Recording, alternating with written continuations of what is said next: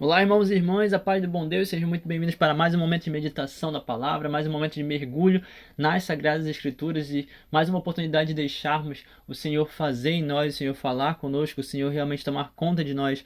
Nós estamos aqui reunidos em nome do Pai, do Filho e do Espírito Santo.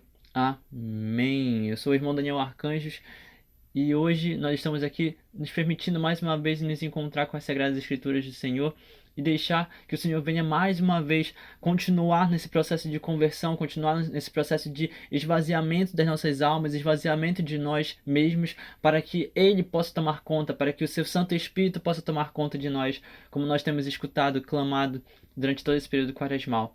Que nós possamos então abrir nossos corações, abrir nossas mentes, deixar que o Espírito Santo venha nos iluminar, venha tomar conta de nós, venha fazer tudo o que Ele deseja fazer com seu santíssimo poder.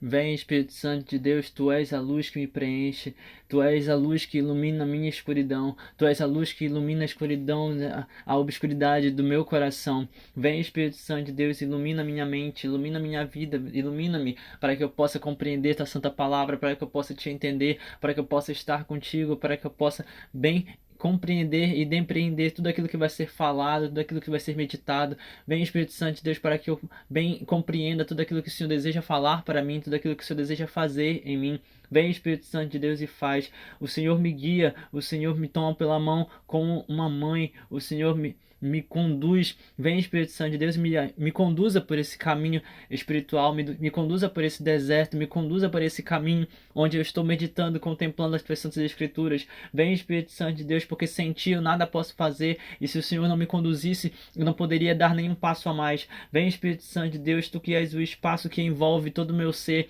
Tu que és o ambiente, Tu que és o fogo, Tu que és a brasa, o ar que respiramos, Tu que és tudo para nós, Tu que és a minha necessidade. Vem, Espírito Santo de Deus, esteja comigo.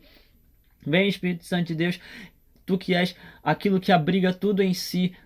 Vem, Espírito Santo de Deus, e me abriga em Ti também. Vem, Espírito Santo de Deus, e esteja comigo, mais próximo de mim do que eu mesmo, mais próximo do meu coração do que eu mesmo consigo compreender, mais íntimo a mim do que eu mesmo. Vem, Espírito Santo de Deus, porque eu preciso de Ti, e Tu és inalcançável, Tu és incalculável, Tu és incompreensível, e mesmo assim o Senhor deseja ter intimidade, o Senhor deseja estar dentro, o Senhor deseja estar preenchendo nossos corações, nossas almas. Vem, Espírito Santo de Deus, eu permito, eu deixo que o Senhor venha me preencher, venha tomar conta de mim, venha me incendiar, venha fazer mais e mais na minha vida. Vem, Espírito Santo de Deus, Tu que és o amor eterno, derrama o Teu amor sobre mim, derrama o Teu amor sobre mim. Eu te peço. Amém. Primeira leitura, meus irmãos e irmãs, livro do Gênesis, capítulo 37, a partir do versículo 3. Israel amava mais a José do que a todos os outros filhos, porque ele tinha nascido na velhice. E por isso mandou fazer para ele uma túnica de mangas longas. Vendo os irmãos que o pai o amava mais do que a todos eles, odiavam-no e já não lhe podiam falar pacificamente. Ora, como os irmãos de José tinham ido apacentar o rebanho do pai em Siquém, disse Israel a José: Teus irmãos devem estar com os rebanhos em Siquém. Vem, vou enviar-te até eles. Partiu, pois, José atrás de seus irmãos e encontrou-os em Dotaim. Eles, porém, tendo-o visto ao longe, antes que se aproximasse, tramaram a sua morte. Disseram entre si: Aí vem o sonhador. Vamos matá-lo e lançá-lo numa cisterna. Depois diremos que um animal feroz o devorou. Assim veremos de que lhe servem os sonhos. Rúben, porém, ouvindo isto, disse-lhes: Não lhe tiremos a vida. E acrescentou: Não derramem sangue, mas lancem-no naquela cisterna no deserto, e não o toquem com as vossas mãos. Dizia isto porque queria livrá-lo das mãos deles e devolvê-lo ao pai. Assim que José chegou perto dos irmãos, estes o despojaram-no da túnica de mangas longas, pegaram nele e lançaram-no numa cisterna que não tinha água. Depois sentaram-se para comer. Levantando os olhos, avistaram uma caravana de ismaelitas que se aproximava, proveniente de Galaad. Os camelos iam carregados de especiarias, bálsamo e resina que transportavam para o Egito. E Judá disse aos irmãos: Que proveito teríamos em matar nosso irmão e ocultar o seu sangue? É melhor vendê-lo a esses ismaelitas e não manchar nossas mãos, pois ele é nosso irmão e nossa carne. Concordaram os irmãos com o que dizia. Ao passarem, os comerciantes madianitas tiraram José da cisterna e por 20 moedas de prata o venderam aos ismaelitas, e estes o levaram para o Egito. Palavra do Senhor. Graças a Deus. Salmo responsorial, Salmo de número 104, 105. Lembrai sempre as maravilhas do Senhor. Lembrai sempre as maravilhas do Senhor. Mandou vir então a fome sobre a terra e os privou de todo o pão que os sustentava. Um homem enviou à sua frente José, que foi vendido como escravo. Apertaram os seus pés entre grilhões e amarraram seu pescoço com correntes, até que se cumprisse o que previu, e a palavra do Senhor lhe deu razão. Ordenou então o rei que o libertassem. O soberano das nações mandou soltá-lo. Fez dele o senhor de sua casa, e de todos os seus bens o despenseiro. Lembrai sempre as maravilhas do Senhor. Lembrai sempre as maravilhas do Senhor. O Senhor esteja conosco, Ele está no meio de nós. Evangelho de Jesus Cristo segundo São Mateus. Glória a vós, Senhor. Naquele tempo, dirigindo-se Jesus aos chefes dos sacerdotes e aos anciãos do povo, disse-lhes: Escutem esta outra parábola. Certo proprietário plantou uma vinha, pôs uma cerca em volta, fez nela um lagar para esmagar as uvas e construiu uma torre de guarda. Depois arrendou-a a vinheteiros e viajou para o estrangeiro. Quando chegou o tempo da colheita, o proprietário mandou seus empregados aos vinhateiros para receber seus frutos. Os vinhateiros, porém, agarraram os empregados, espancaram a um, mataram a outro e ao terceiro apedrejaram. O proprietário mandou de novo outros empregados em maior número do que os primeiros, mas eles os trataram da mesma forma. Finalmente, o proprietário enviou-lhes o seu filho, pensando: ao meu filho eles vão respeitar. Os vinhateiros, porém, ao verem o filho, disseram entre si: este é o herdeiro. Venham, vamos matá-lo e tomar posse de sua herança. Então agarraram o filho, jogaram-no para fora da vinha e o mataram. Pois bem, quando o dono da vinha voltar, o que fará com esses vinhateiros? Os sumos sacerdotes e os anciãos do povo responderam: com certeza mandará matar de modo violento esses perversos e arrendará a vinha a outros vinhateiros que lhe entregarão os frutos no tempo certo. Então Jesus lhes disse: vós nunca lestes nas Escrituras: a pedra que os construtores rejeitaram tornou-se a pedra angular. Isto foi feito pelo Senhor e é maravilhoso aos nossos olhos. Por isso eu vos digo: o reino de Deus vos será tirado e será entregue a um povo que produzirá frutos. Os sumos sacerdotes e fariseus ouviram as parábolas de Jesus e compreenderam que estava falando deles. Procuraram prendê-lo e ficaram com medo das multidões, pois elas consideravam Jesus um profeta. Palavra da salvação. Glória a vós, Senhor. Que as palavras do Santo Evangelho perdoem os nossos pecados e nos conduzam à vida eterna. Amém. Amém, meus irmãos e irmãs. Bem, hoje nós somos convidados a meditar em relação a tudo aquilo que vai acontecer, que pode nos acontecer, ou que talvez não nos aconteça. Mas é algo muito importante considerarmos que todas as vezes que nós estamos meditando o Evangelho, existe uma palavra que nos carrega, uma palavra que nos edifica. De modo geral, hoje essa palavra tem a ver com a conversão também, porque estamos no período da Quaresma, a necessidade de se converter o quanto antes. Mas eu queria que nós pudéssemos pensar em outra palavra, uma palavra um pouco mais, uma palavra talvez mais doce aos nossos ouvidos, mais doce ao nosso coração. E essa palavra é promessa. Eu sei que talvez seja algo muito curioso de pensar diante de tudo aquilo que nós lemos, mas promessa.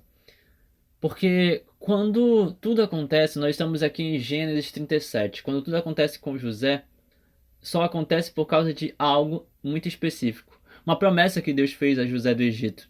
A promessa era de que, no sonho, a promessa profetizada, Deus iria fazer com que José fosse colocado como o maior dentre seus irmãos, e os seus irmãos iriam se ajoelhar diante dele. Não porque ele era o melhor de todos, não porque ele era simplesmente o preferido de Deus, mas porque ele tinha sido escolhido por Deus, ele tinha sido ungido, né, separado pelo Senhor para ser justamente aquele que iria ajudar a organizar e reorganizar toda a estrutura de um reino inteiro, desde o Egito até as estruturas políticas geográficas dali do ambiente da Palestina, Jerusalém. Isso é algo que precisa ser considerado, né? O Senhor, ele fez a promessa, ele fez a profecia e os irmãos não concordaram. Imagina você estar diante de alguém, você com seu irmão, com sua irmã, você com alguém próximo, algum amigo, alguma amiga. Deus reza e ele fala que todas as pessoas vão se curvar diante desse teu amigo, diante desse teu irmão. Todas as pessoas vão agradecer imensamente diante desse teu amigo e desse teu irmão. Talvez, se você não for uma pessoa egoísta, você vai ficar muito alegre e se alegrar com seu amigo, com seu irmão, com sua irmã. Talvez, se você for uma pessoa egoísta, você vai ficar com inveja. Por que Deus fez com ele e não fez comigo? Por que Deus escolheu a ele e não escolheu a mim? Por que Deus me colocou aqui como menor e Deus colocou ele como maior? São olhares de inveja, são olhares de egoísmo, egocentrismo. Indiretamente nós estamos sendo elevados por nós mesmos, pelo nosso próprio ego, pelo nosso próprio orgulho, essa soberba que quer fazer com que seja sempre nós somos o centro das atenções. Não. José era o mais humilde, era o menor dos filhos, era o caçula, era o último, até certo ponto, ele era o pequeno. E ele não queria nada disso, mas o simples fato de ele ter abertura, de estar íntimo do Senhor e agradar o coração de Deus, fez com que Deus olhasse para ele e o escolhesse como futuro príncipe do Egito. Como futuro organizador do reino egípcio e também organizador das terras de Israel, das coisas de Israel, daquele território todo do pai dele, Israel. E a partir daí, por conta de tudo isso, simplesmente por causa de um ego, de uma ganância enorme por parte dos seus irmãos que queriam as terras, que queriam os dotes, que queriam governar tudo sozinhos. Irmãos, até certo ponto, principalmente os mais velhos, por conta de tudo isso, eles o jogaram numa cisterna. Mas Deus fez uma promessa. Deus fez uma promessa. Jogaram José numa cisterna. Talvez você tenha sido jogado de alguma maneira. Talvez estejam jogando você. Talvez estejam fazendo na sua vida com que sua vida seja um inferno. Talvez estejam fazendo na sua vida com que você seja completamente atingido de alguma forma. Sua vida está sendo machucada de alguma maneira pelos seus irmãos e irmãs, pelas pessoas próximas de você. Talvez você não esteja nem conseguindo mais aguentar toda a pressão, toda a situação ao teu redor, mas Deus fez uma promessa de que Ele iria resolver, Deus fez uma promessa de que Ele iria realmente transformar a tua vida, e isso faz parte da promessa dele. Esse processo de construção, esse processo que no início, na maioria das vezes, nós não estamos entendendo, mas existe todo um processo onde Deus vai nos preparar, onde Deus vai nos construir. E na maioria das vezes, a primeira coisa que acontece é que nós somos machucados, nós somos jogados em cisternas, nós somos lançados ao chão, nós somos destruídos para ser reconstruídos. Na maioria das vezes, no início, nós somos verdadeiramente machucados, assim como José foi machucado aqui. Machucado, jogado numa cisterna. Zombado até certo ponto, né? Versículo 19, seus irmãos disseram: aí vem o sonhador, vamos matá-lo, vamos lançá-lo numa cisterna, depois diremos que um animal devorou ele. Assim nós veremos realmente de que lhe servem todos esses sonhos. Zombado. Mas como eu disse, os mais velhos, possivelmente, os irmãos mais velhos de José, eles estavam sendo atingidos pela ganância, pelo orgulho, pela soberba, pela inveja. E aí alguns que não estavam compactuando com essas situações, com esses sentimentos, que não carregavam esses sentimentos dentro de si, Rúben, porém, ouvindo tudo isso, disse: não vamos tirar a vida dele. Por quê? Porque ele queria guardar o irmão e devolver ao pai. Guardar o irmão e devolver ao pai. Diante de tantas situações de complicação, diante de tantas situações de machucaduras, diante de tantas situações de egoísmo, de inveja, disso e daquilo. É preciso sempre haver um olhar de sensatez, um olhar de misericórdia, um olhar de compaixão. Quem vai lançar esse olhar de misericórdia? Quem vai lançar esse olhar de compaixão? Somos nós que devemos fazer isso, porque no mundo onde todos querem lançar pedras, no mundo onde todos querem pisar uns nos outros, no mundo onde todos são individualistas e querem só se machucar, é preciso ter quem entregue flores. É preciso ter quem é compassivo. É preciso ter pessoas, almas que são misericordiosas. Rubem, o misericordioso aqui, não queria tirar a vida do irmão, não queria derramar sangue, não queria machucá-lo. Queria que ele fosse lançado na cisterna, mas que ninguém tocasse as mãos nele, porque ele já pensava em devolver o irmão José para o pai. Já queria devolver para o pai Israel. Mas quando José chegou, as situações continuaram acontecendo. Ele foi despojado das suas vestes, ficou nu, largado, às traças, como um escravo mesmo, como um serviçal, como se não fosse parente. Pegaram ele e jogaram ele na cisterna, como se ele fosse qualquer coisa, como se ele fosse um bicho. E aí lembrando, né, a cisterna, que são representações, cisterna com José, a cova dos leões com Daniel. Situações que simplesmente são lançadas. Você vai ser jogado no buraco, para nós hoje, né, o fundo do poço. Você vai ser lançado no fundo do poço e a única esperança que se tem de conseguir sair dali é rezando. E deixa eu te falar, quando você é jogado no fundo do poço, só tem um caminho, para cima. Para cima.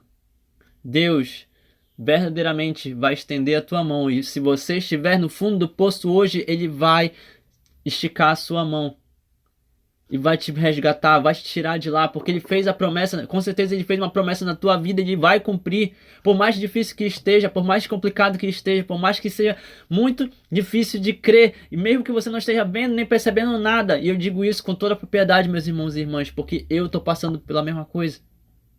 Uma palavra que fala comigo, inclusive, essa palavra de Gênesis. Mesmo que você não esteja entendendo nada, mas se você crer, se você confiar, vai acontecer as promessas do Senhor, sim, mesmo que você não saiba como. E com certeza José do Egito não sabia como iria acontecer. Até porque, como você consegue ter esperança se seus próprios irmãos estão te machucando, te jogando numa cisterna, te deixando nu ali para morrer? Mas Deus é misericordioso e por mais que você não esteja entendendo, Ele já está operando tudo aquilo que precisa ser feito para que se cumpra a promessa. Como a palavra também nos diz. Um dos irmãos, Judá, ele fala: que proveito nós vamos ter em matar o nosso irmão e ocultar o sangue dele? É melhor vendê-lo para esses ismaelitas. E aí percebam, meus irmãos e irmãs, essa simbologia toda, né? Percebam como a Bíblia é interessante, o que acontece, como Deus faz as coisas, o que acontece na vida de José. Ele que estava ali largado às traças, ele que estava ali no fundo do poço, ele que estava ali prestes a ser largado para morrer. Ele que realmente seria largado ali para que a sua vida fosse tirada. Mas Deus envia a sua graça para que você seja salvo. Na menor das hipóteses, digamos assim, na hipótese mais improvável, Deus enviou a sua graça. Porque Deus não é óbvio. A forma como Deus faz as coisas não é igual à lógica humana. Deus enviou ismaelitas, pessoas de outros povos que estavam indo para Galaade, que estavam vindo de Galaade e indo para o Egito. Uma terra distante de Israel, da terra de Israel. Uma terra distante da terra do pai de José. Estava sendo levado para o reino do Egito. E aí, neste sentido, Judá fala: não temos proveito em matar nosso irmão, vamos vendê-lo.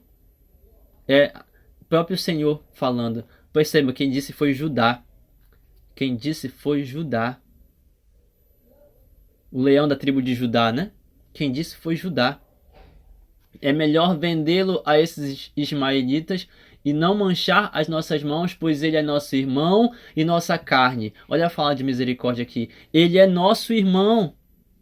Faz parte da nossa família, faz parte de nós. Por mais que você não goste dele, por mais que você não queira fazer nada para que ele permaneça vivo, mas ele é nosso irmão e nossa carne. Nós não podemos manchá-lo, não podemos machucá-lo. E existe algo muito interessante aqui. Porque se você parar para pensar, simplesmente Rúben poderia ter brigado com os irmãos para que nada acontecesse. Judá poderia ter brigado com os irmãos para que nada acontecesse. Mas os mais velhos geralmente estavam à frente, por uma questão hierárquica, né? Os mais velhos tinham que tomar a decisão. Então os irmãos mais velhos de José, provavelmente, foram quem orquestraram todas essas ideias para matá-lo. E aí os mais novos, Rúben, Judá, não tinham muito o que fazer, não tinham como se contrapor. O que eles fizeram foi dar ideias para que José não morresse, a misericórdia de Deus presente, a promessa do Senhor já sendo atuante para que ela possa se cumprir. Você pode até não estar entendendo a sua vida hoje, você pode até não estar entendendo o que está acontecendo na sua vida hoje, mas vai acontecer situações que vão te gerar contrariedade. Mas você é convidado a confiar na promessa.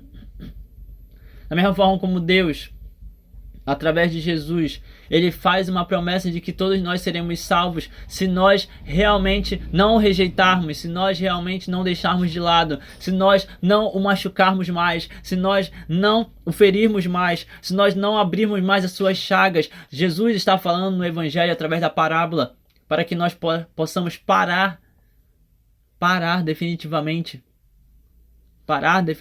de machucar o sacratíssimo coração dele.